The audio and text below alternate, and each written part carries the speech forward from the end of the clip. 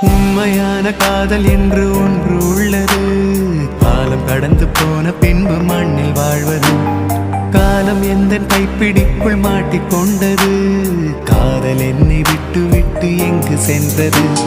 கடவுள் வந்து பூமி மீது வாழும் போதிலும் காதல் தோல்வியாகும் போது சாக தோன்றிடும். காதலின்றி பூமி மீது வாழ நேர்ந்திடும். கொஞ்ச நேரம் கூட நரகம் போல மாறிடும்.